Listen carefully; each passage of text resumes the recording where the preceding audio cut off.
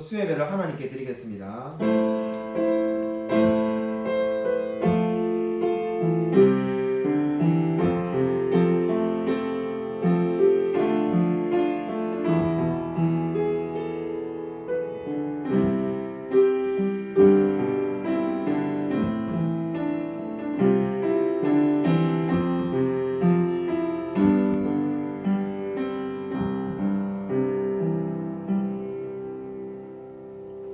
시와 찬미 289장 찬양 드리겠습니다. 시와 찬미 289장입니다.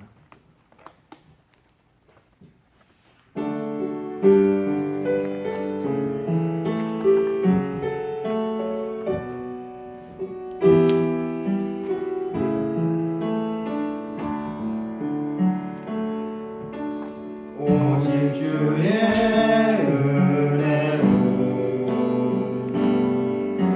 지금 여기 서 있네.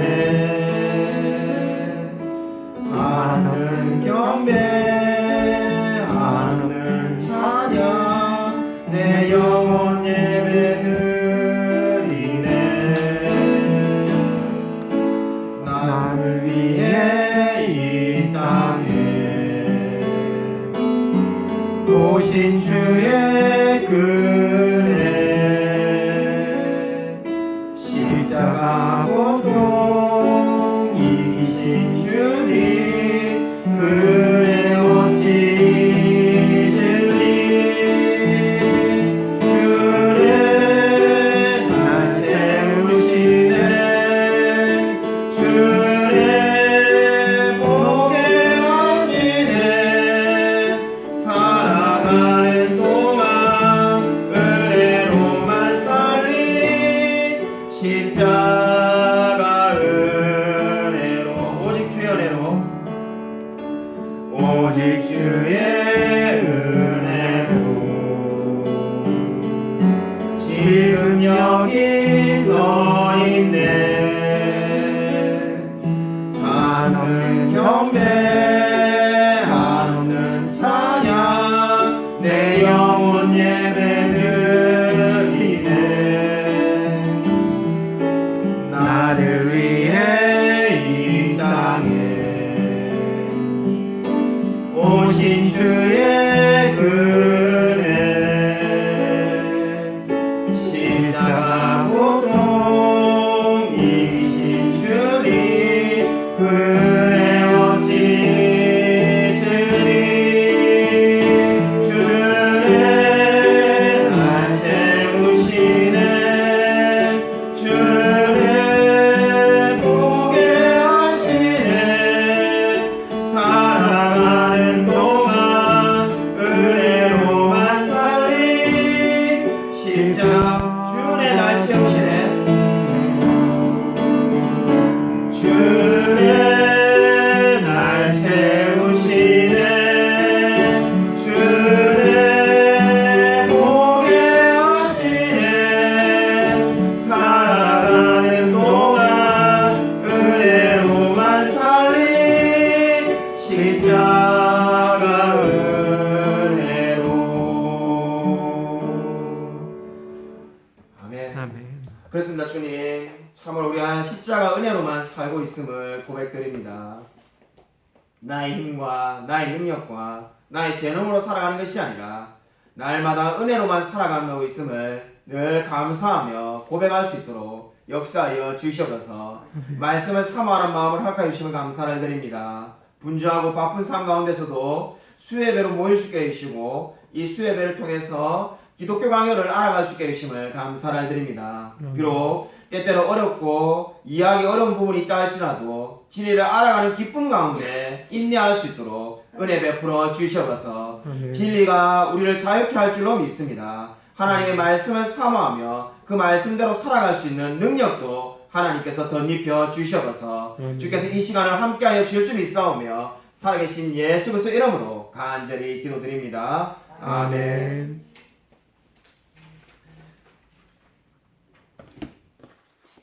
오늘 성경 말씀 보도록 하겠습니다. 요한복음 1장 4절부터 5절이 되겠습니다. 요한복음 1장 4절부터 5절입니다.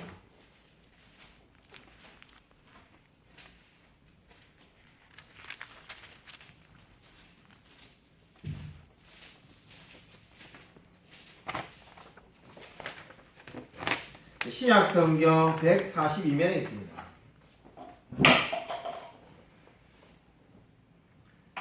요한복음 1장 4절부터 5절 말씀 같이 한 목소리로 읽겠습니다. 그 안에 생명이 있었으니 이 생명은 사람들의 빛이라. 빛이 어둠에 비치되 어둠이 깨닫지 못하더라. 아멘. 기독교 강요 제2권 세 번째 시간이 되겠습니다. 우리 10번을 보시면은 자유의지로는 언제나 하나님으로부터 그의 영광을 빼앗을 위험성을 지니고 있다. 이렇게 말합니다. 지난주에 아마 여러분이 말씀을 들으신 분들은 다 기회가 있지만 여기서 말하는 자유의지론이 뭡니까? 간단하게 말해서 인간이 A를 선택할 수 있으면은 B도 선택할 수 있다는 겁니다. 그래서 그 간단하게 말을 하면은 제가 여기 마이크 이걸 왼손으로 이걸 잡을 수 있으면은 오른손으로 이걸 왜 못 잡겠냐? 이렇게 제가 말씀을 드렸죠. 이런 논리로 보면은 참 맞는 말처럼 보입니다. 근데 왜 이것이 지금 이렇게 말하는 것이 하나님의 영광을 빼앗을 위험이 있습니까? 그러면 어떻게 되겠습니까?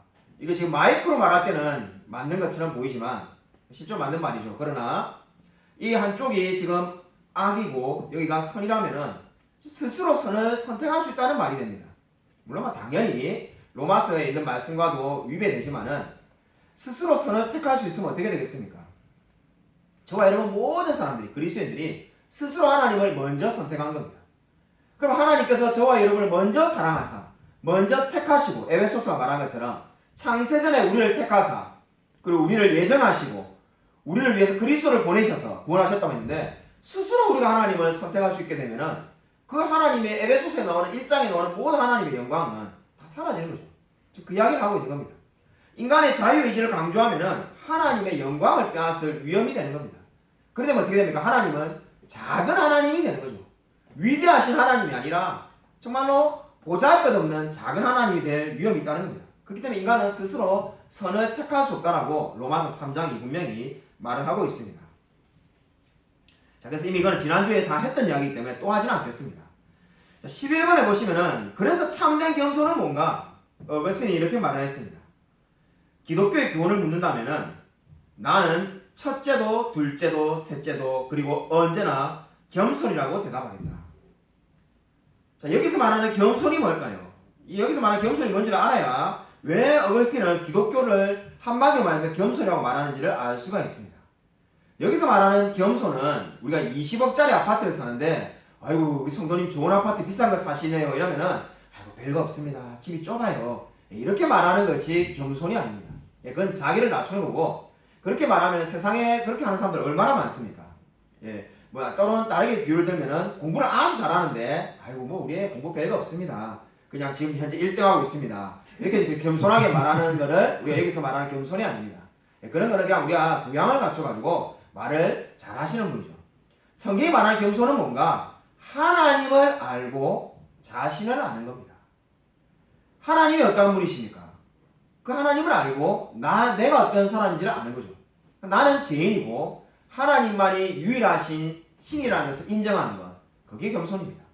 그렇기 때문에 세상에 하나님을 안 믿는 사람은 절대 겸손한 자가 아니라는 겁니다. 그러한 관점에서 봐야만이 지금 어거스틴의 이 고백이 이해가 가는 거죠. 하나님을 알고 죄인인 나 자신을 아는 것이 겸손이기 때문에 기독교의 교훈은 첫째도 겸손이고 둘째도 겸손이고 셋째도 겸손이라는 겁니다. 한마디로 다르게 말한다면 하나님을 알고 내가 어떠한 사람인지를 알아라는 겁니다. 자, 어거스틴은 그래서 뭐라고 말했습니까? 누구든지 자신을 훌륭하다고 부풀려 말하지 말라. 겸손이 자기를 아는 거라고 했죠. 인간은 자신만을 볼 때 사탄이라는 거죠. 하나님을 빼고 인간을 생각하면 뭐냐? 사탄이라는 겁니다. 자, 그래서 사람의 복은 어디로서 온다는 겁니까? 하나님께로부터만 온다. 도대체 제 위에 당신이 가지고 있는 것이 무엇인가? 우리 가스펠 속 유명한 보소서 내 마음 가운데 선한 것이 없다. 제밖에 없다고 말하는 것과 마찬가지입니다. 제 외에는 선한 것이 아무것도 없다는 것. 여러분에게서 여러분 자신의 것인 죄를 내버리라. 의는 하나님께서 속한 것이기 때문이다. 자, 그것이 너무나 잘 말했죠. 저와 여러분의 안에 지금 이미 이제 우리가 예수님을 믿고 있기 때문에 의가 있습니다. 근데 그 의는 뭡니까? 원래 우리 속에 있는 의가 아니라 전가된 의. 바로 예수님으로부터 옮겨져 온 의죠. 그리스도 안에 있던 의가 우리가 예수님을 믿을 때 우리의 것으로 옮겨져 온 겁니다. 우리 안에는 원래 죄밖에 없다라고 지금 어거스틴이 잘 말하고 있습니다. 자, 여기 밑에 또 어거스틴의 이야기가 있습니다. 자, 말했지만은 칼빈은 어떻게 보면은 어느 학자가 그렇게 말한 것처럼 중세 시대, 우리가 흔히 말하는 면죄부 판매하는 뭐 이런 시대, 그 시대는 어거스틴을 잃어버렸는데 그 어거스틴에 대한 기억을 다시 되찾은 사람이 칼빈이다, 이렇게 말하는 분이 있었습니다. 뭐 상당히 일리 있는 이야기라고 말할 수 있습니다. 실제 기독교 강의도 지금 어거스틴 이야기를 계속 반복적으로 말합니다. 자, 어거스틴이 말을 하는데 누구든지 자신 안에는 아무것도 없으며 자신에게는 아무런 도움을 받지 못한다는 것을 깨닫게 될 때 자신 안에 있는 무기들은 깨어지고 싸움은 끝이 나게 된다. 내가 아무것도 아니라는 걸 깨달을 때 내 자아가 하나님 앞에 굴복된다, 이렇게 말을 하는 겁니다. 그러나 모든 불경간의 무기는 파괴되고 부서지고 불태워져야 한다. 여러분은 아무런 무기도 갖지 않은 상태로 머물러 있어야 하며 여러분 스스로가 도움을 얻지 못한 상태에 있어야만 한다. 여러분 자신이 연약해질수록 주님께서는 더욱더 기꺼이 여러분을 받아주실 것이다. 그러니까 어떠한 사람이 하나님께 받아진다는 겁니까? 나는 아무것도 아닌 죄인이라면서 인정할 때 받아진다는 거죠. 유명한 이야기가 있습니다. 미국에 어느 아이가 큰 건물 앞에서, 너무 좋은 건물 앞에서 울고 있습니다. 보니까는 어느 중년의 신사가 안에는 파티가 벌어지고 있는데 아이가 못 들어가고 울고 있는 거죠. 너는 왜 못 들어가냐니까 그 아이가 이렇게 말했다고 합니다. 저는 모든 것이 온전하거든요. 무슨 말이냐면은 안에 장애인 파티가 벌어지고 있는데 그 장애우들에 근데 뭔가 아픈 데가 있는 사람만이 들어갈 수 있는데 자기는 그냥 팔다리가 다 성하고 온몸이 성하기 때문에 들어갈 수가 없다는 거죠.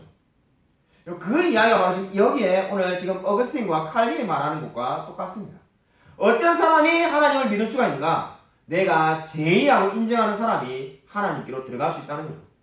역설적으로 나는 의인입니다. 저는 잘 살았습니다. 저 참 열심히 살고 저는 최선을 다해서 대단한 사람입니다 하고 말하는 사람은 절대로 그리스도를 만날 수가 없다는 거죠. 왜냐하면 그리스도는 누구를 찾고 있습니까? 의인을 부르러 온 것이 아니라 죄인을 부르러 왔다라고 성경에 말하고 있지 않습니까? 내가 죄인이라고 인정하는 그 사람을 지금도 주님이 찾고 계신 줄로 믿으시기 바랍니다. 여러분, 그래서 계속해서 오늘 말씀을 보면은 이제 2페이지로 넘어가겠습니다. 다 읽으면 시간이 너무 오래 걸리기 때문에 우리 건너뛰는 부분은 여러분이 프린트를 참고하셔서 보시기 바랍니다. 그래서 이 2페이지에 보시면은 16번에 예술과 과학에 있어서 인간의 재능도 다 하나님의 성령으로부터 온다는 거죠. 그 관련된 성경 구절이 뭐냐? 부살렐과 오홀리압을 보라라고 지금 칼빈이 말을 하고 있습니다.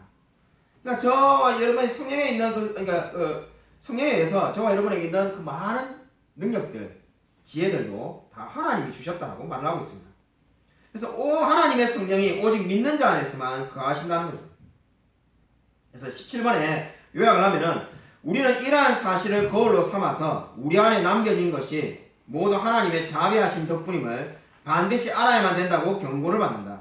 왜냐하면 만일 하나님께서 우리를 아껴주지 않으셨다면 우리의 타락으로 말미암아 우리의 전체 본성은 완전히 파멸되고 말았을 것이기 때문이다. 이렇게 말하였습니다.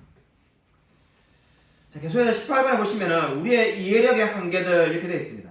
인간의 이성이 하나님 나라와 영적 통찰에 관해 분별할 수 있는 것이 무엇인가? 첫 번째, 하나님을 아는 것이고, 두 번째로 우리를 위해 베풀으신 그의 아버지와 같으신 호의를 아는 것인데 이 호의 때문에 우리가 구원을 받는다. 한마디로 저와 여러분이 구원을 받은 것은 하나님이 은혜를 베풀었다는 거죠. 지금 칼빈의 표현대로 말하면 호의인데 은혜를 베풀었다는 거죠. 가만히 있어서 저절로 우리가 구원을 받을 수는 없다는 겁니다. 여기에서 칼빈이 한 유명한 말이 나오는데 칼빈이 한 말 중에 정말로 우리 마음에 새길 만한 말이 참 많습니다.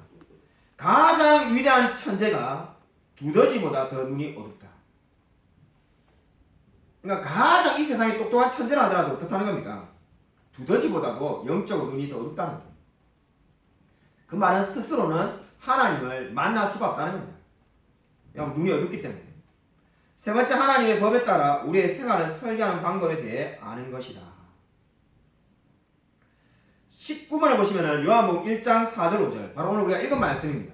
인간의 영적인 무지, 혈통으로나 육정으로나 사람의 뜻으로 나지 아니하고 오직 하나님께로 난 자들. 자, 이 말이 무슨 말입니까? 하나님께로 난 자가 구원받은 사람인데 어떻게 해서 된다는 겁니까? 혈통으로나 육정으로나 사람의 뜻으로는 안 된다라고 성경이 분명히 말하고 있습니다. 그러니까 우리가 뭐 그냥 내가 태어났다고 해서 우리의 좋은 가문에서 태어났다고 해서 아니면 내가 뜻이 있어서 의지를 가지고 하나님을 믿을 방법은 없다라고 성경이 분명히 말하고 있습니다. 20번 2페이지 마지막입니다. 하나님에 관한 사람의 지식은 하나님 자신의 사역이다. 하나님에 대해서 우리가 알고 있는 그 지식들 있지 않습니까? 그게 다 뭐라는 겁니까? 하나님께서 그렇게 사역으로 일하셨기 때문에 우리가 가지고 있는 지식이라는 겁니다. 스스로 우리가 다 깨달은 지식이 아니라는 겁니다. 그렇기 때문에 지금 고린도전서 12장 3절도 성령으로 아니하고는 어떻다는 겁니까? 누구든지 예수를 주라고 말할 수가 없다는 겁니다. 그러니까 그 어떤 사람이 예를 들면 내 발로 교회를 왔다. 제 발로 교회 왔어요. 제가 예수님 믿었어요. 그런 사람들도 성령이 역사하지 않으면 주라고 고백을 할 수가 없다는 겁니다. 그 누구에게 전도를 받지 않은 사람이라 할지라도 저는 정말로 내 스스로 예수를 믿은 것 같이 보인다 할지라도 내가 나의 주 나의 하나님을 고백할 때는 그죠? 그거는 뭐라는 겁니까? 성령이 역사하셨다는 거죠. 성령이 역사를 하지 않으면 절대로 그렇게 되지 않습니다. 사형리를 가지고 전도연구원문이라면은 아니 뭐 사형리 말고 브릿지 전도법이든 다른 전도법도 다 마찬가지입니다. 전도 폭발이든 저도 다 해봤는데 전도 폭발이든 사형리든 브릿지든 아마 전도를 그런 것을 해본 사람은 분명히 이런 의문을 한 번쯤 가졌을 겁니다. 왜 어떤 사람은 내가 사형리 읽을 때 울고 예수님을 믿는데 왜 어떤 사람은 하나님은 당신의 사람이란 말이 끝나기도 전에 네 손가락이나 밀어라든지 거의 뭐 막말하고 가는 사람이 있을까? 꼭 이게 극단적인 경우 아니고 어떤 사람은 사형리를 다 읽었는데 믿지 않을까? 그죠? 어떤 사람은 사형리를 읽자마자 저도 예전에 설교 때 제가 말했죠. 그죠? 부산의 영도에서 그 브릿지 전도법을 읽자마자 그 대구에서 온 형하고 그 여중생이 막 울면서 하나님 만난 거. 뭐 전도하는 거 우리가 놀랬죠. 그러니까. 그런 일이 있는 반면에 어떤 사람은 그렇게 전도 폭발을 해가지고 읽었고 막 설명을 하고 침이 튀가면서까지 복음을 전해도 몇 번을 설명을 해도 아니 뭐 내 말고도 또 다른 사람을 만나가지고 이미 사역에 대해서 수많은 말을 들어도 왜 어떤 사람은 믿지 않을까? 아마 많은 고민을 해보신 적이 있을 겁니다. 그에 대한 대답은 뭡니까? 그 마음이 완악해서 그런 게 아닙니다. 모든 사람이 완악합니다. 성령이 역사를 하지 않아서 그런 거죠. 성령이 먼저 역사를 하지 않으면 우리가 아무리 달변가로 이야기를 하고 똑똑해가지고 아니면 사람 설득을 너무나 잘하는 사람이 말을 해도 절단코 그 사람이 예수님을 믿을 수가 없습니다. 그것이 바로 지금 고린도전서 12장 3절에 말하는 겁니다. 성령으로 하지 않고는 그 누구든지 예수님을 주라고 믿을 수가 없습니다. 3페이지 보시겠습니다. 3페이지 보시면은 21번에 보십시오. 21번에 성령의 빛이 없으면은 모든 것이 흑암입니다. 역시 그렇게 또 말하는 거죠. 근데 펠라기우스파라고 이제 빨간 글자로 제가 해야 되는데 일단 먼저 한번 읽겠습니다. 펠라기우스파는 여기에서 하나님께서 이러한 어리석음 혹은 여러분이 원한다면은 무지까지도 치유하시는데 인간의 이해력으로 하여금 그의 말씀의 교훈을 통해 안내자 없이 또는 도달할 수 없는 그 길을 가할 수 있도록 인도하는 역할을 하게 해주신다고 말을 하고 있다. 이것은 실로 말도 안 되는 소리다. 이 말이 지금 뭘 말하는 겁니까? 바로 펠라기우스는 이 그리스도라는 이 안내자, 영적인 인도자가 없이도 스스로 하나님을 만날 수가 있다는 거죠. 펠라기우스파도 마찬가지고 신비주의의 공통된 특징도 마찬가지입니다. 그리스도를 통하지 않고 바로 하나님을 만날 수 있다고 말하는 것이 바로 이단이고 신비주의고 그것이 바로 펠라기우스주의입니다. 왜냐하면 성령이 역사하지 않고서는 우리가 결코 하나님께로 갈 수 없는데 내가 성부 하나님을 바로 만날 수 있다고 말하는 사람 그게 바로 신비주의고 이단이 되겠습니다. 저와 여러분이 그리스도가 역사하지 않으면 우리가 기도하고 싶은 마음이 드는 것도 성령이 우리에게 그 마음을 주시는 거고 성령이 우리를 그리스도께로 인도하는 건데 하나님께로 인도하는 건데 그런 것이 없이 내가 다이렉트로 하나님을 만날 수 있다. 그 바로 지금 그 똑같은 이야기가 펠라기우스에서 지금 이야기를 하고 있습니다. 자, 22번을 보시면은 사람은 하나님의 뜻에 대한 증거를 지니고 있으므로 변명할 수 없지만은 올바른 지식을 얻지 못한다. 자연법의 목적이 뭐라는 겁니까? 사람들에게 핑계를 못 대게 하는 데 있다는 것입니다. 자연법의 목적이라는 것은 뭐냐면 자연법은 선과 악을 충분히 구별케 하고 사람으로 하여금 무지를 핑계로 내세우지 못하게 하는 양심의 이해력이지만 그 자연법은 그들 자신의 증언에 의해 그들이 유죄임을 입증하고 있다. 한마디로 이 세상에 하나님께서 자연의 법칙을 주신 것은 무슨 이유라는 겁니까?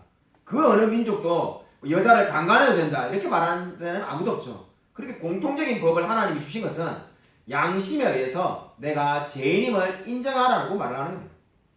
아마 그 어떤 사람이 우리가 복음을 전해도 아마 평생에 죄함을 안 지었습니까? 이래 말하면은 정말로 마음이 뻔뻔한 사람 일부를 제외하고는 대부분 다 그렇지는 않죠. 저도 나쁜 짓 많이 했죠. 제가 사람들에게 거짓말도 하고 꼭 전까지는 아니더라도 아마 이렇게 다 인정을 할 겁니다. 그러니까 자신이 죄를 지었다는 것은 다 인정을 하죠. 근데 어떻게 나아가기가 어려운 겁니까? 성령의 역사를 하지 않으면은 본인이 원죄가 있다는 것. 바로 아담의 그 죄가 나의 죄고 내가 그 죄로 인하여 죽을 수밖에 없다는 것을 인정하는 것은 또 다른 문제가 되는 거죠. 그것이 바로 뭡니까? 이 성령의 역사가 있어야 된다는 거예요. 23번 임의로 선과 악을 판단할 때는 그것이 불명확하다. 몇 줄 건너뛰어서 여러분이 어거스틴이 시편 57편 1절에서 말했다고 지금 적혀있는 것을 보십시오. 3페이지 마지막 줄에 거기에서 보시면은 진한 글자로 되어 있는 색깔 있는 글자로 된 부분을 제가 읽겠습니다. 때로는 악행에 대한 수치심이 양심을 억누르기 때문에 억지로 그런 행위를 선한 것으로 정당화하는 것이 아니라 일부러 기꺼이 악을 행하는 것으로 달려가는 것이다. 이러한 마음의 성향으로부터 다음과 같은 말이 나오게 된다. 나는 무엇이 더 좋은 것인가를 알고 그것을 시인하지만은 나쁜 것을 따른다. 여러분 이 말을 꼭 기억하시기 바랍니다. 나는 무엇이 더 좋은가를 안다는 거죠. 그렇지 않지만 세상의 모든 사람들이 도둑질하지 않고 남을 때리지 않고 살인하지 않고 간음하지 않고 근데 여러분이 아마 10계명을 읽어주면은 여러분 그 나쁘다고 말하는 사람이 누가 있겠습니까? 살인하지 말라, 간음하지 말라, 도둑질하지 말라, 내 이웃의 아내를 탐내지 말라. 그 나쁜 말 적혀있다 이렇게 말하는 사람 아무도 없을 겁니다. 다 알죠. 근데 실제로 그러면 범죄가 아무것도 안 일어나야 되는데 일어나죠. 그것이 뭡니까? 나쁜 것을 따른다는 거죠. 여러분 이 말이 너무나 정말로 진리지 않습니다. 뭐가 나쁜지는 다 알고 있지만은 자신이 나쁜 것을 따라간다는 거죠. 그게 바로 이미 제가 몇 주 전부터 계속 말하는 인간의 마음 안에 있는 성향, 하나님을 만나기 전에 성향이 뭐라는 겁니까? 악을 쫓아 살 수밖에 없는 성향을 가지고 있다는 거예요. 이게 잘못된 건 알지만 그 죄를 따라가는 성향을 가지고 있다는 겁니다. 3페이지 마지막에 인간의 지식은 첫 번째 돌판에 관해 전혀 이해하지 못하며 두 번째 돌판에 관해서는 비판적인 상황에서 이해하지 못한다.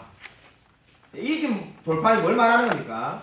모세가 받은 10계명을 말하는 거죠. 근데 첫 번째 돌판이 뭡니까? 우리가 흔히 말하는 하나님에 대한 1계명부터 4계명까지 하나님만이 유일한 하나님이고 우상을 만들지 말라고 말하는데 그것에 대해서는 뭐라는 겁니까? 전혀 이해를 못한다는 거죠.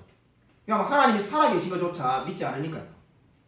두 번째 돌파는 뭡니까? 방금 제가 아까 이야기했던 것처럼 살인하지 말라, 간음하지 말라, 도둑질하지 말라는 거니까 그거는 이제 뭐 인정을 하지만은 그러한 것을 통해서도 어떻다는 겁니까? 결국 자기가 그대로 살아갈 수가 없다는 겁니다. 4페이지 보겠습니다. 그래서 우리는 실수하지 않기 위해서 매일 실수하지 않기 위해서 뭐가 필요하다는 겁니까? 성령을 필요로 한다는 거죠. 성령이 함께하지 않으면 날마다 죄를 지을 수밖에 없다는 거죠. 바울이 고백한 것처럼 내가 날마다 십자가에 중도라는 고백은 우리에게도 필요한 겁니다. 나의 욕망과 정욕이 날마다 십자가에 못 박히지 않으면 날마다 죄를 지을 수밖에 없다는 거죠. 스스로는 절대로 선하게 살아갈 수 없다는 겁니다.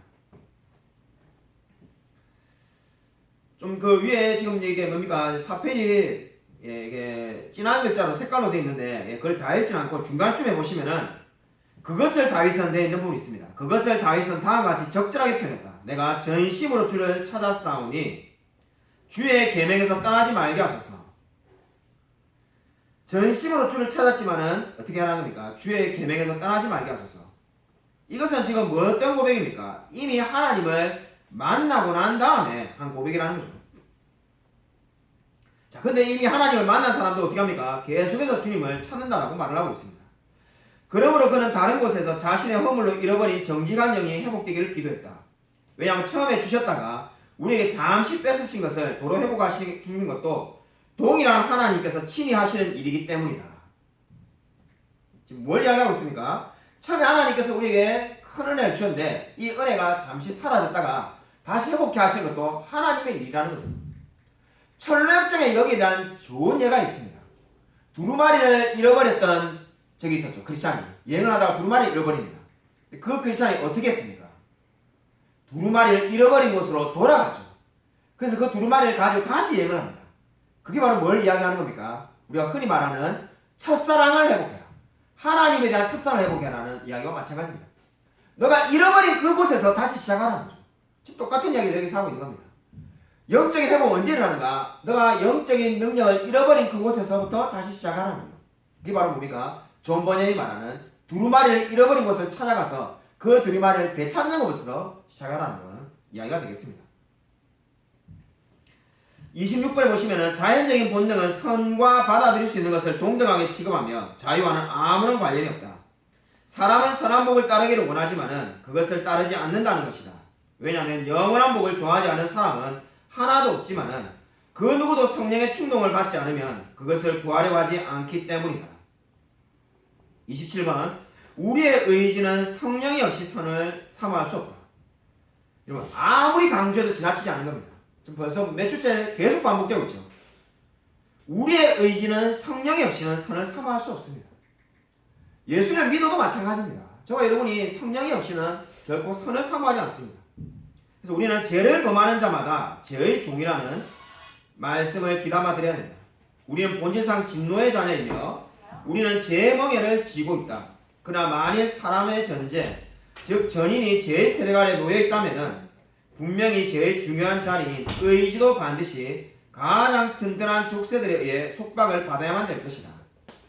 만일 어떤 의지가 성령의 은혜보다 앞서 있다면 너희 안에 행하시는 이는 하나님이시니라는 바울의 말은 전혀 무의미한 것이 될 거다.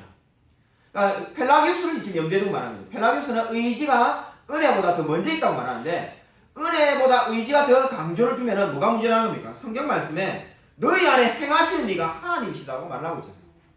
저희 안에 지금 선을 행하시는 분이 하나님이라. 우리가 그렇기 때문에 어거스틴이 뭐라고 하냐면 내가 뭔가 선한 행동을 했다고 해서 나를 높일 이유는 전혀 없다는 거죠.